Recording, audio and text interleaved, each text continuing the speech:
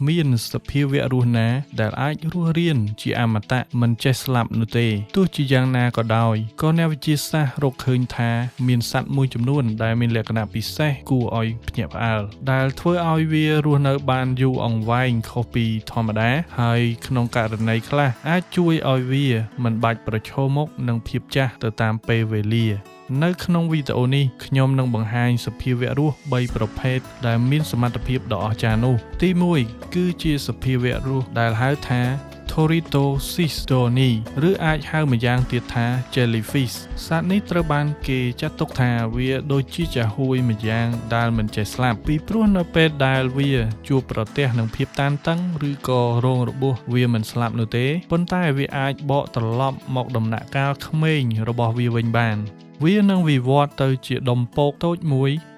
រួចវិវត្តទៅជាចាហួយពេញវ័យជាថ្មីម្ដងទៀតដូច្នេះវាអាចជៀសវាងពីការស្លាប់ដោយសភាពចាស់បានទី2សភាវៈរស់ដែលមានឈ្មោះថា Hydra សត្វនេះគឺជាសត្វដែលគ្មានឆ្អឹងកងតូចមួយដែលអាចបន្តពូជដោយខ្លួនឯងបាន Hydra មិនបង្ហាញសញ្ញានៃភាពចាស់របស់វានោះទេអ្នកវិទ្យាសាស្ត្រជឿថា Hydra មានកោសិកាដើមដែលបន្តបែងចែកខ្លួនឯងឥតឈប់ឈរនិងអាចជំនួសកោសិកាចាស់ៗបានដូច្នេះហើយវាអាចមានជីវិតអស់កាលជានិច្ចទី3សភាវៈរស់ដែលមានឈ្មោះថាLobster ឬគឺជាសត្វបង្កងនឹងឯងអ្នកទាំងអស់គ្នាប្រកាសជាភ្ញាក់ផ្អើលព្រោះញ៉ាំបង្កងរាល់ថ្ងៃមិនដឹងថាវាមានអាយុវែងឬក៏វាមិនងាយស្លាប់នោះឡើយបើប្រៀបធៀបទៅនឹងអាយុសត្វដទៃទៀតសត្វបង្កងជាសភាវៈមួយដែលអ្នកវិទ្យាសាស្ត្រចាត់ទុកថាมันមានដែនកំណត់អាយុច្បាស់លាស់ទេកោសិការបស់វាមិនចាស់ទៅតាមអាយុទេដោយសារតែសកម្មភាពរបស់អង់ស៊ីមមួយប្រភេទហៅថា